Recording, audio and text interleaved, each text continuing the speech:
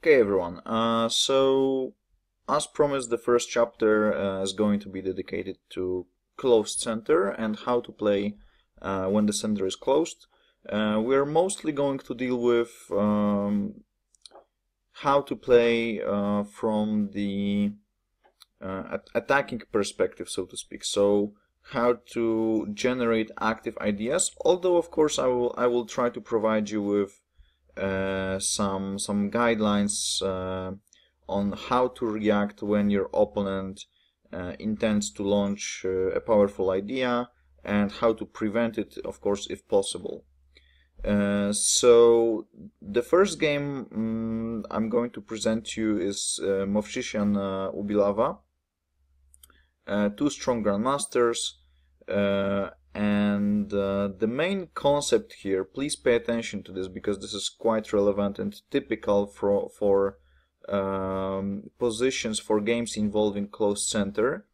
Please pay attention to the way white successfully created a powerful kingside attack and how it was difficult or even impossible for black to react. Black was really doomed to passive defense, and it was just a game which could result in either white winning this or being unable to convert his significant positional advantage. Okay, so there was knight f3, knight f6, g3, g6, bishop g2, bishop g7, d3, d5, knight bd2, c5, e4, knight c6, castles, d4. Before we make this move, let me just mention that this is a typical position for the so-called King's Indian attack. It also it could occur on the board via different move orders. For instance, you could see this with e4, c5, knight f3, knight c6, and then d3 or e4, c5, d3 played straight away. There's generally a huge amount of move orders which result in this particular position or in a very similar type of a position. So basically, white has fianchettoed his bishop on g2. There is this e4, d3 pawn structure, knight f3, knight d2. This is very, very typical. And when you actually imagine this position from black's perspective, this is a very typical setup for King's Indian defense. So white wants to make an argument that okay, perhaps he didn't really fight for an opening advantage in a most straightforward fashion, but at least he got a very comfortable King's Indian defense position with a tempo advantage. So this seems to be quite a normal approach, and it's actually quite poisonous pretty much at any level. Although, of course, there is many ways to neutralize white's position, but you generally need to understand how to play such positions. And here black played d4 instead of the normally looking move like kingside castle, which should be just okay. And then I imagine white would make some typical c3 or queen e2 or rook e1 move, and just proceed and take it from there. It's also possible to play something like a4, e takes d5. All of the ideas that could be applicable in King's Indian defense could also work here. And instead black went d4, which I believe is if not a mistake, then at least an inaccuracy.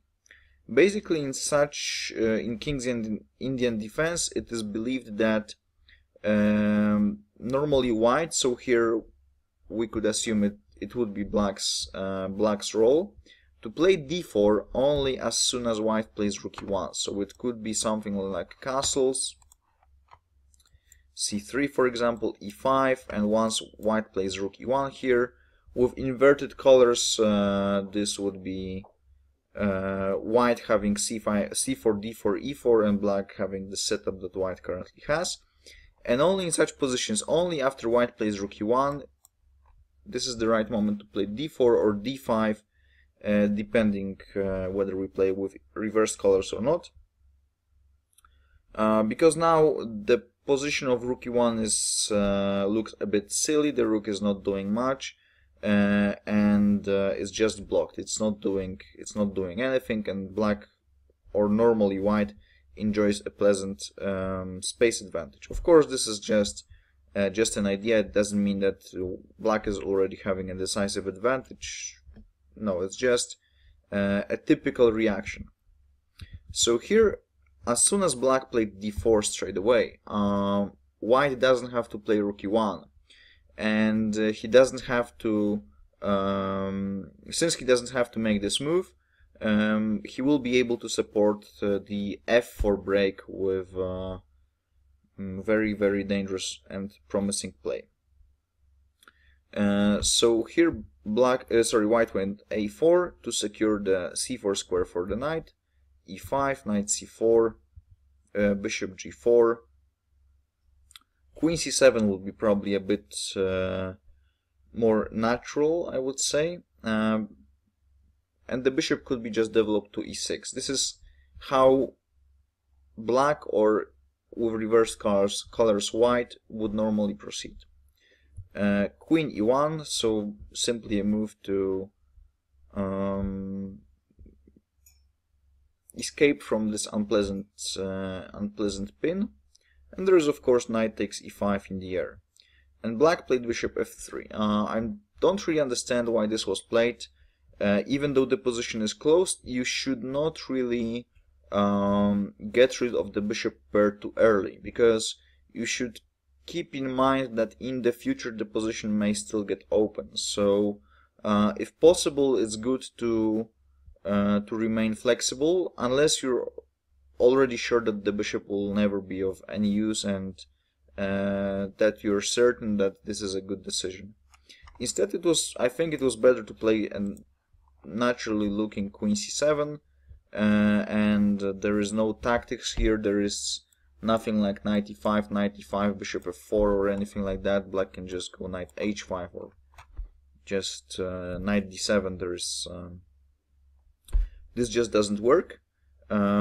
So white would probably play something like h3, and then, okay, you can play bishop f3 if you really want to. You can play bishop e6.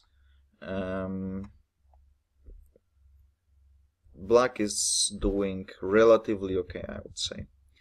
Instead, there was bishop takes f3, which I believe is a bit premature, and black played castled, bishop g2. This is a very normal move, but for those of you who don't really know what you should be doing in such positions, bishop f3 may just look like a waste of time.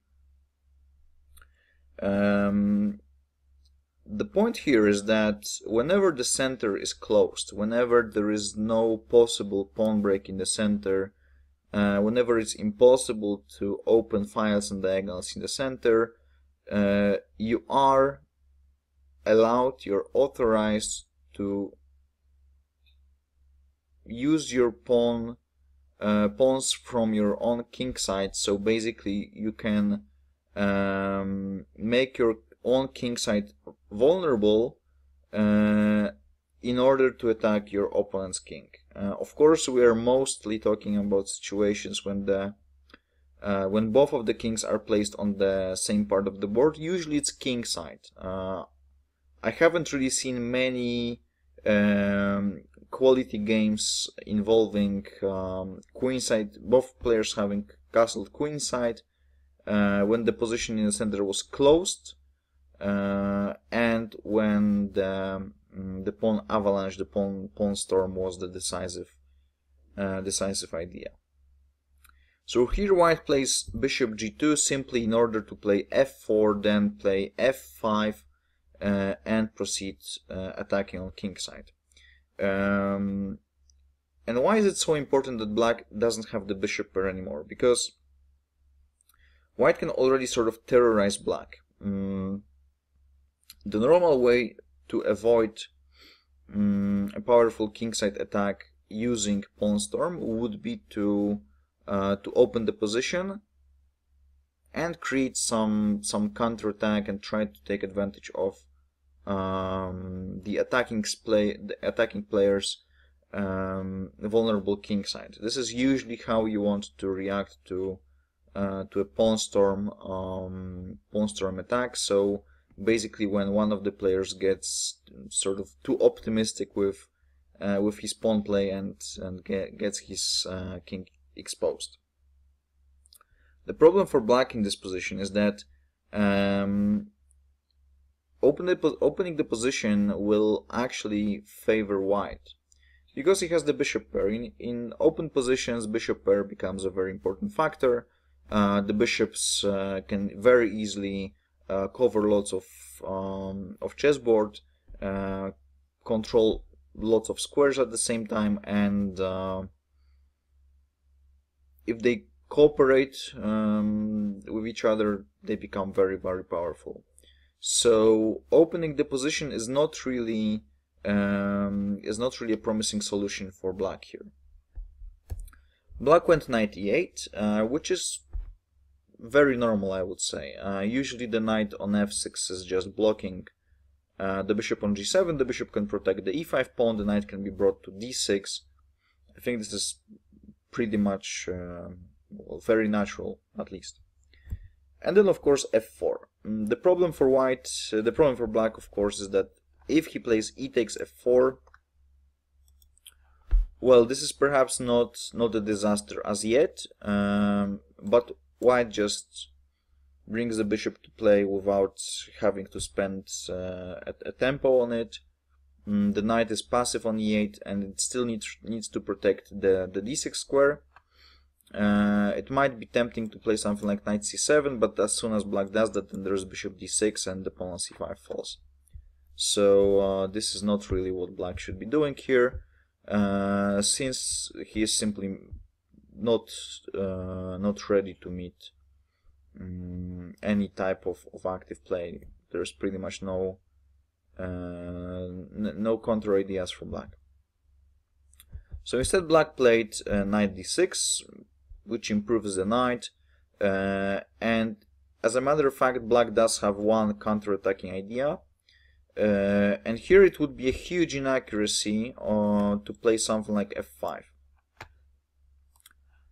This is a bit premature because this actually allows black to get the only type of active play he could get. So knight c4, d takes c4, for example.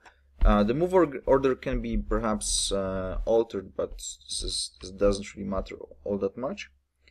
And here, either d3 straight away, and you can already see that by making this progress, there's queen d4 move. There's basically d4 square, which allows black to get some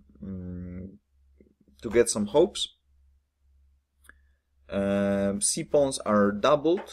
They are not weak as yet, but they may become very weak. If white plays c takes d3, there's queen takes d3. Pawn on c4 is hanging. It's quite clear that d4 square is also available. Of course, you can argue that white still has f6, and then the bishop is forced to go back to h8, and black pretty much plays without a piece. But to me, it's not that clear whether this pawn on f6 is so strong, and perhaps if black manages to play something like rook a d8, rook d6, and sort of try to surround this f6 pawn, then there's also knight d4. This looks like something to be considered, at least. There is also knight b4, and only after white does something with the rook or queen e2, then black can play d3. And again, this is pretty much same story. Black gets some active play, and the thing is that perhaps he doesn't even have to rush. Maybe it's possible to wait a move and get this play. So of course white realized that and made a move which is typical for any king's Indian player. instead of f5 we just play b3, so that after knight takes c4 there's b takes c4 and we maintain the closed character of the position. So here, even though we have the bishops with white, so in theory it would be much better for white to open the position.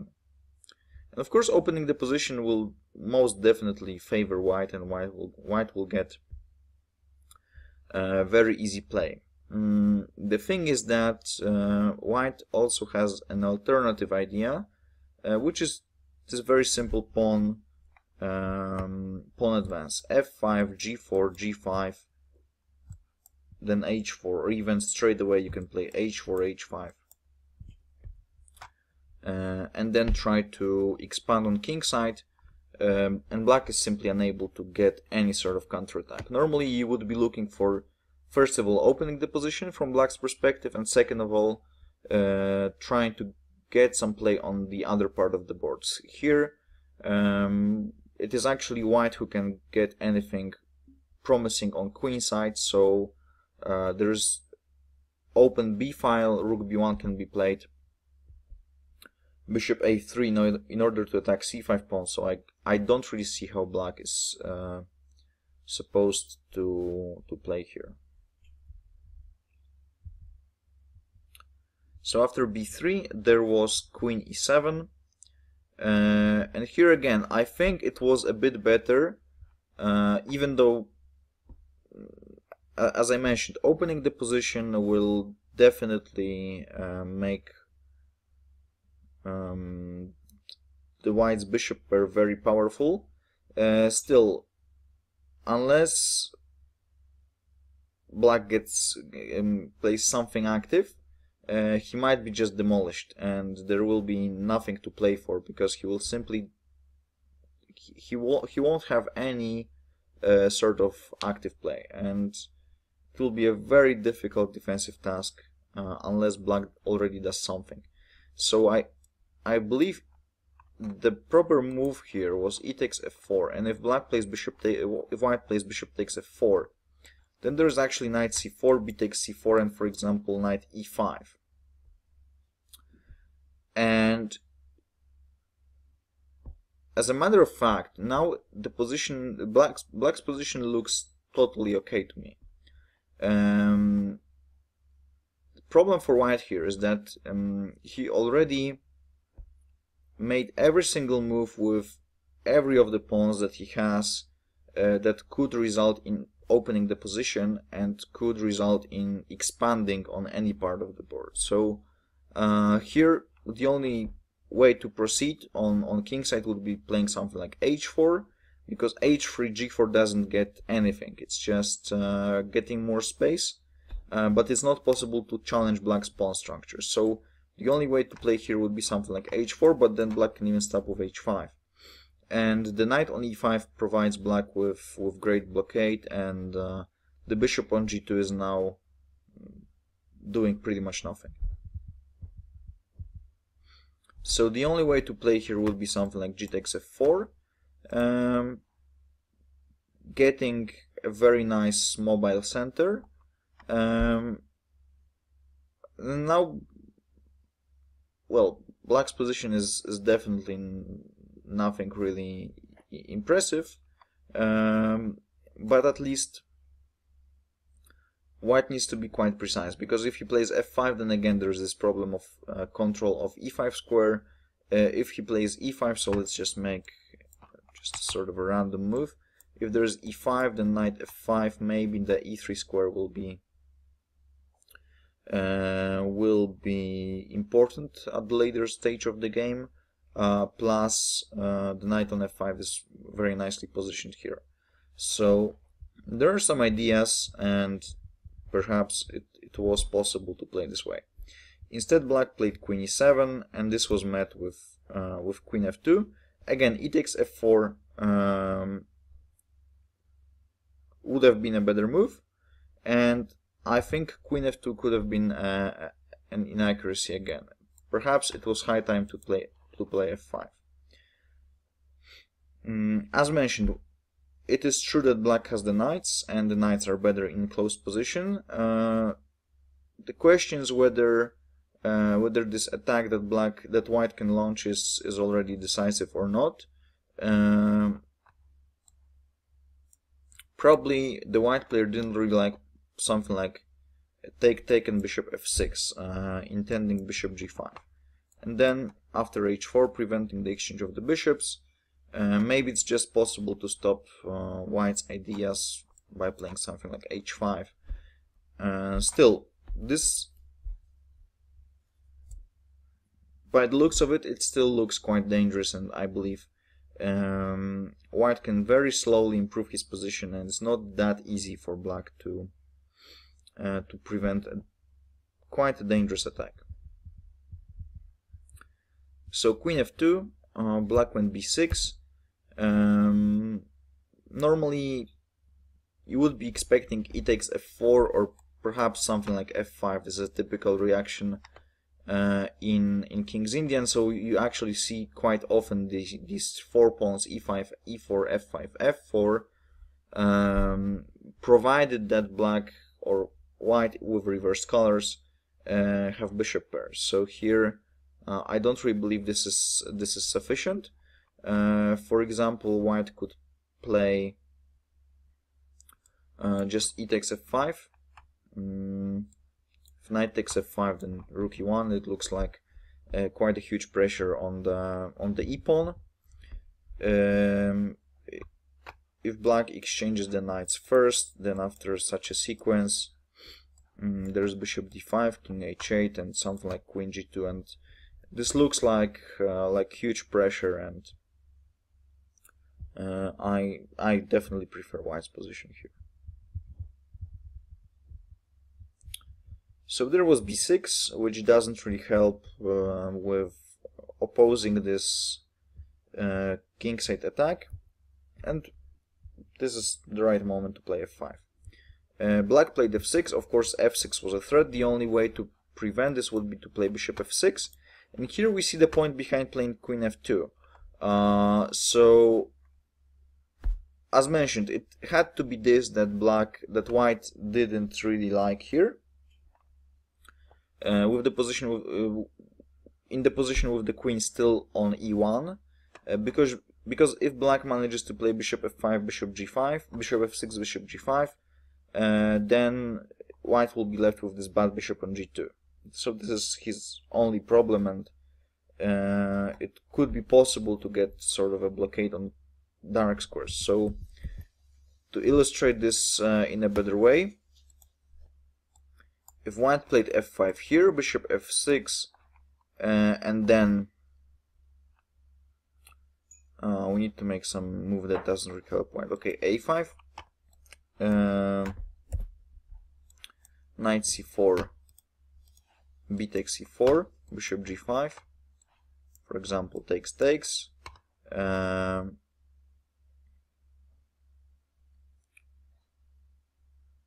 Let's proceed in a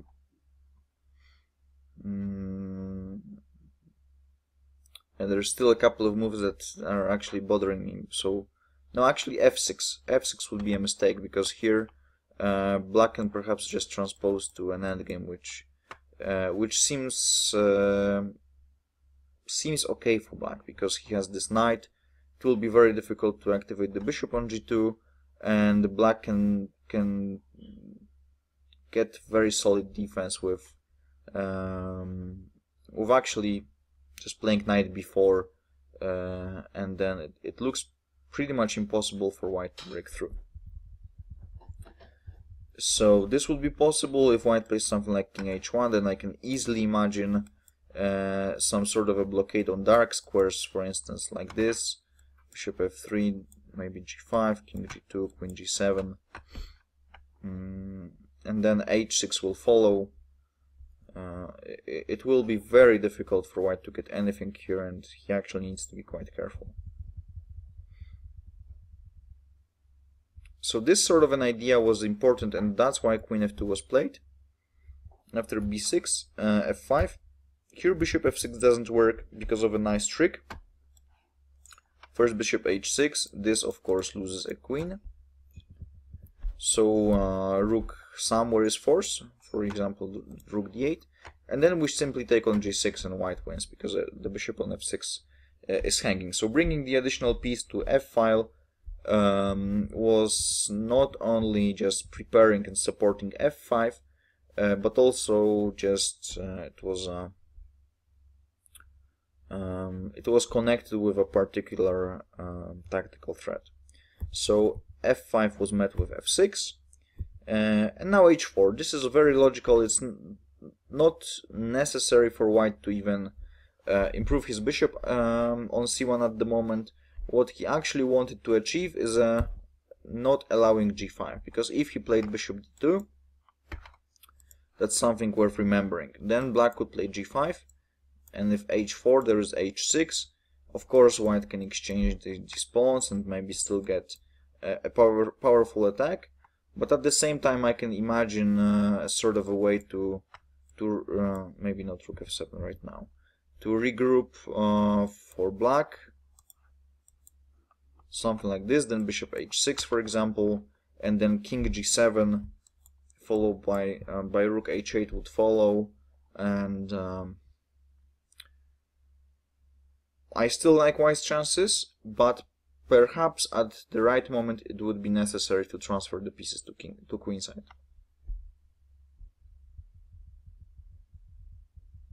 So this was it was necessary to prevent this, and that's why h4 is very very logical. Here it's of course possible to play g5, but this is not going to be the same version, because it's not possible for black to maintain full symmetry on queenside, because on kingside the version with black being able to recapture with h-pawn is much better for black. So there was exchange, g5, of course h takes g5, there's no need to wait for black to support his g5 pawn with h6. And additionally there is a peculiar way to try to stop white's attacking ideas. I'm not sure if that works, but for example, if white plays something like bishop d2, it could be possible to play g4, and if queen e2, then there is h5, and as you could see, the position is totally closed, and the only way to play here is by playing on queenside, but I'm sure black is just not worse here, because he has the knight, and the bishop on g2 is a horrible piece. Of course, here you could still argue that there is h5, and then even h6, and the pawn on g4 is going to be lost, but as an idea this seems to be quite interesting to play g4. So not allowing this in advance was a good idea. Exchange, bishop f3. Now white prepares a very typical maneuver of the pieces. So bishop f6, king g2, rook f7, rook h1. We're bringing all of the pieces to the action. There will be a combined attack on g5 and h7. White would be very happy to have an option of improving his bishop, preferably by jumping over the e4 pawn, but for the moment the type of play he can generate on queenside, on kingside, looks also satisfactory. So rook g7. Now again g4 could be an idea. So bishop g4, it's better to be very flexible. a5. So this is also, I think, a good reaction from black, because it would be pretty much impossible for black to get active play there, because to get active play on queenside you would need a6 b5, which is not only time consuming but also just opening the position, and it would be possible also to use the second front for white, and closing the queenside is generally a good idea, although as you can see here black will not win this game, because he simply doesn't have an active plan. He needs to defend, and that's why from practical point of view it was much better to, for example, to exchange the pawns on f4 earlier on in the game. Rook h6, a very active looking and dangerous move.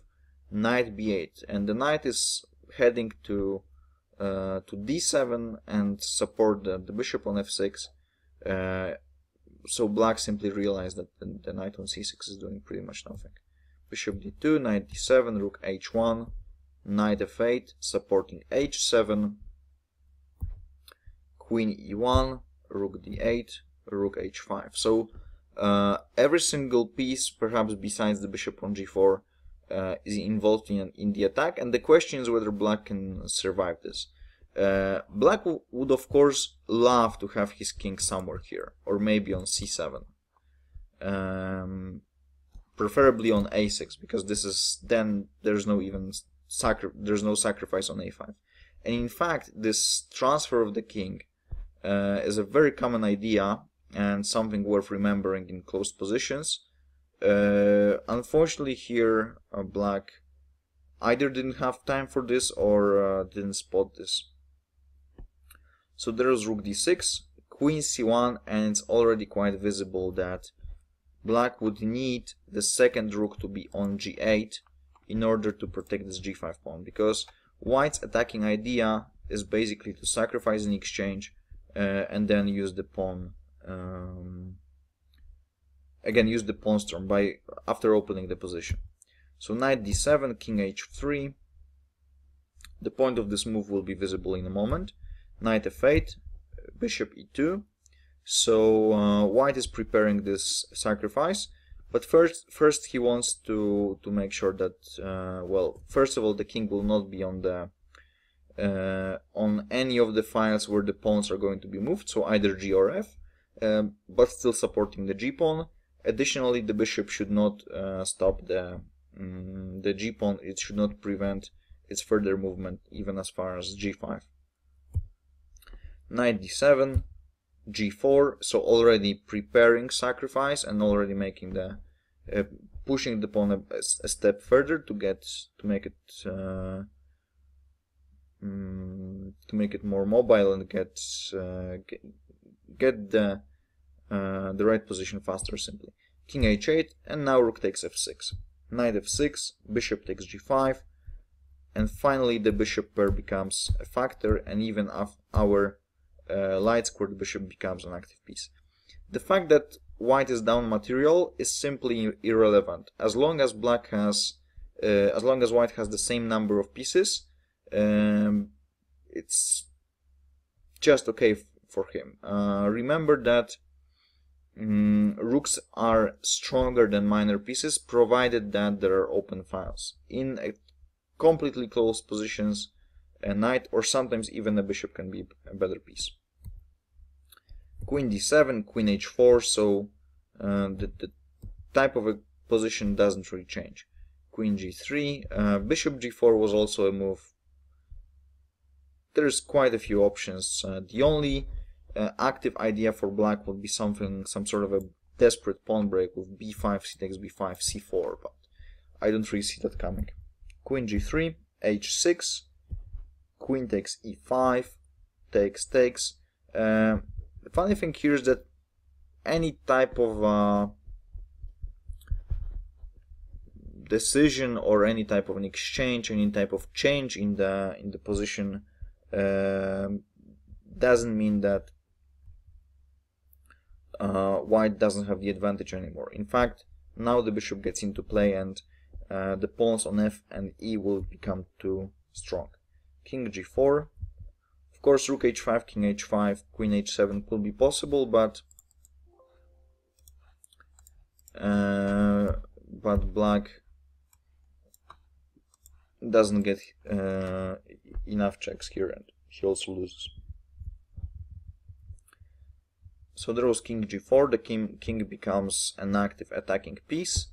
Queen d5, and black is actually in a huge danger because these pawns will roll down to promotion. Of course, the white player had to calculate in advance and evaluate how strong this a pawn will be, but apparently white is just faster because of this bishop f7 move. White is just on time. King g7, d7, king f7 just loses, so rook h8 is the only move. And now a beautiful solution to a conclusion of the game. Bishop e8. I think this had to be seen in advance, because if white played not precise, like for example bishop c4, then there is rook d8, e6, king f6, and black gets this sort of a blockade on dark squares. Perhaps black is still in some sort of trouble, but to be honest, I think black can just play rook b8, rook h8 anywhere he wants to, and this will be just a draw. So bishop e8 is a very neat way to finish. Here black of course resigned, because of if a2 then there is promotion. Black does get the queen, but this is checkmate, and this is also checkmate. Okay, so I hope this was not too long for you for the first video, but as you could see, there was lots of decisions to be made for both sides, and I was trying to explain to you why black's position became so hopeless, and without white having really to put too much effort. This was very smooth type of play. The moves came pretty much automatically. There was very there were times where white had a great many interesting moves, and it was just a matter of taste, to be honest. So what you should remember is that when you have a closed position, when the center is closed, but make sure that it is really close, that there is no way for your opponent to break the center, to open the center, then you are authorized to use your own pawns from your own king side and advance them in order to attack your opponent's king. Take advantage of the space you have, and on the other hand, if you're trying to defend the position like this, it's better to open the position in advance and get some active counterplay. The alternative way to getting proper counter-attacking chances would be to play on the other part of the board. So if you're getting attacked on king side, you should counter-attack on queen side, but in this particular game black didn't get this chance at all. Okay, thanks for watching, and feel free to proceed to video number 2.